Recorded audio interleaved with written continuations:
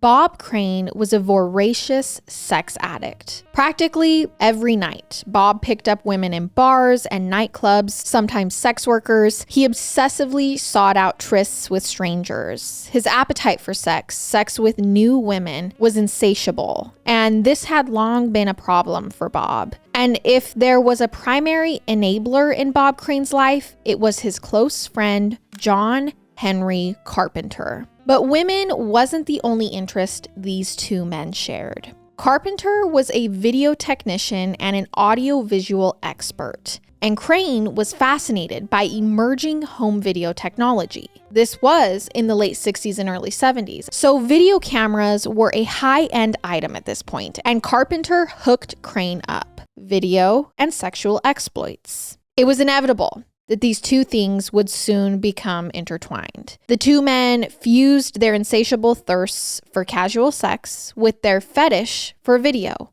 and they began videotaping their sexual encounters.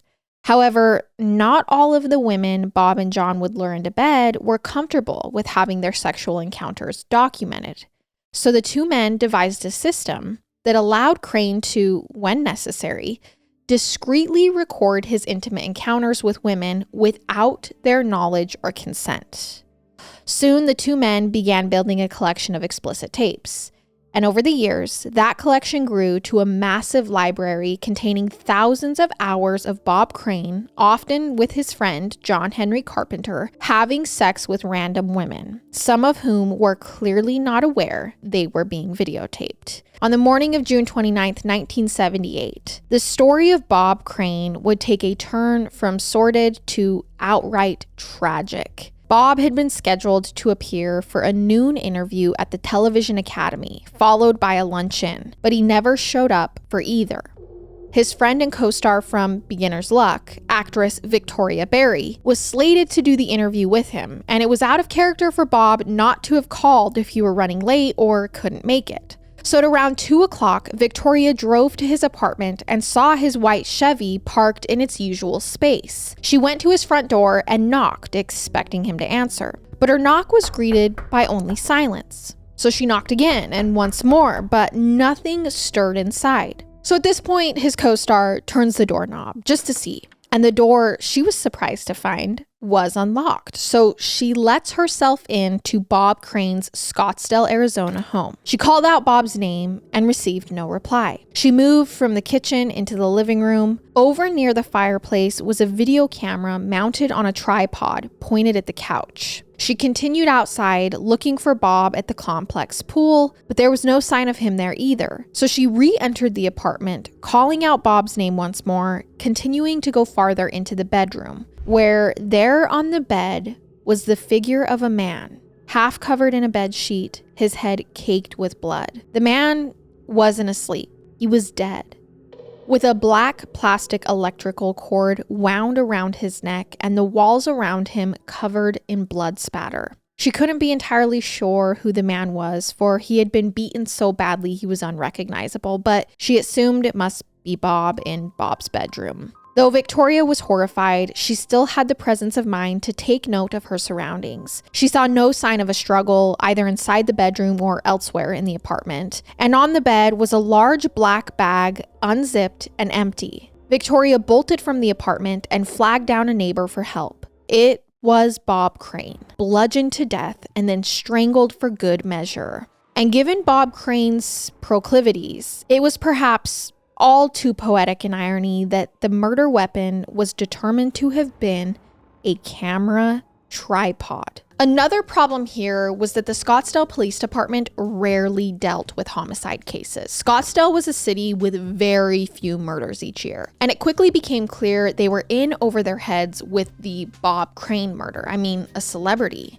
They were apparently unaware of the protocols of crime scene processing and collecting evidence because they allowed Bob's family to come into town and remove personal items from his apartment before the scene had been thoroughly processed. But they did remove hundreds of videotapes from Crane's apartment. And when they began sifting through his countless hours of sex tapes Crane had amassed over the years, John Henry Carpenter's presence in many of them did not go unnoticed, and they learned that Crane had spent the evening before his death in the company of John Henry Carpenter, and that turned up the dial on their interest even more. So police start putting together Bob Crane's last moments. And Crane was seen in the company of Carpenter and two women shortly after performing at the Windmill Dinner Theater. And the two men were last seen together at the Safari Hotel coffee shop in Scottsdale at around 2 a.m, which would have been not long before Crane's death.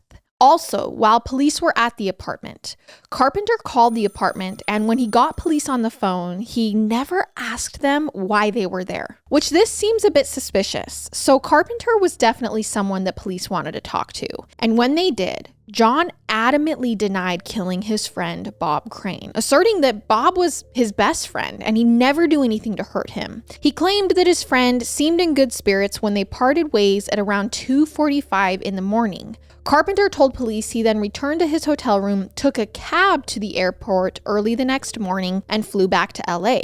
But police already knew that Bob Crane had agreed to drive his friend to the airport that morning, yet John took a cab instead. So why the change of plans? There were too many unresolved questions in John's story, and detectives just felt like he was lying. So they tracked down the rental car that Carpenter had used while he was in town. They impounded it and had crime scene analysts comb it for evidence. And inside, they found traces of human tissue in the car and 7 blood stains on the inside of the passenger door. And the blood type was found to be blood type B, which is found in only 9% of the population. And it also happened to be the same blood type as Bob Crane's. But that's as far as the investigation could go with the blood at the time. DNA profiling was still 8 years away, and Carpenter claimed he had no idea how the blood had gotten inside his rental car. Maybe it was from a previous renter. Although investigators had grown confident that Carpenter was responsible for Bob Crane's murder, the evidence and motive at the time was purely circumstantial, so Carpenter was not charged, and he was not at the time publicly named as a suspect. But for Bob's family, Carpenter was suspect number 1. And during the investigation, they had revealed to police that in the months leading up to Bob Crane's death,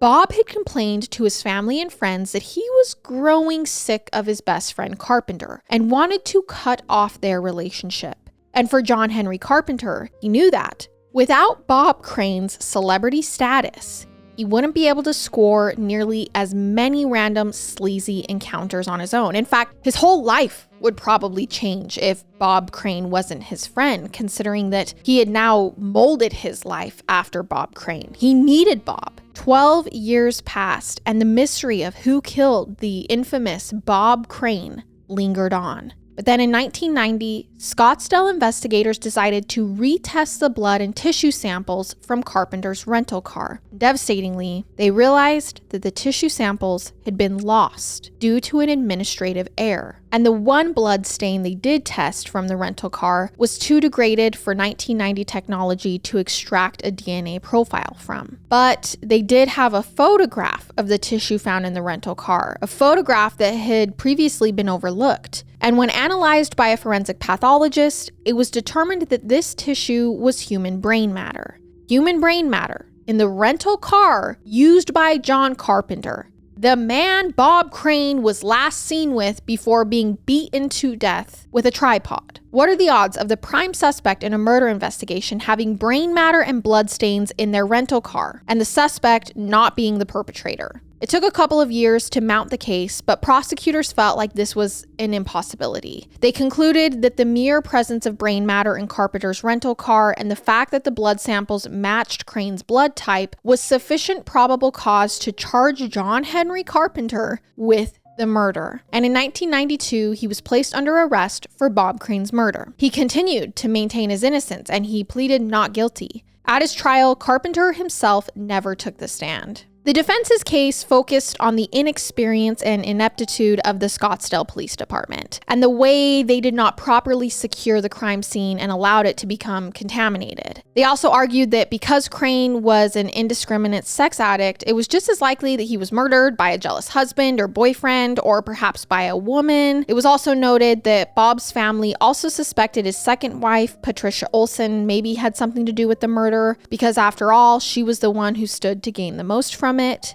And after his death, she took control of his estate and was the sole beneficiary. Ultimately, all 12 members of the jury believed that John Henry Carpenter was responsible for Bob Crane's murder, but they acquitted him. They couldn't deny the reality of the prosecution's case, which is there wasn't sufficient evidence to convict, and there was sufficient reasonable doubt to acquit.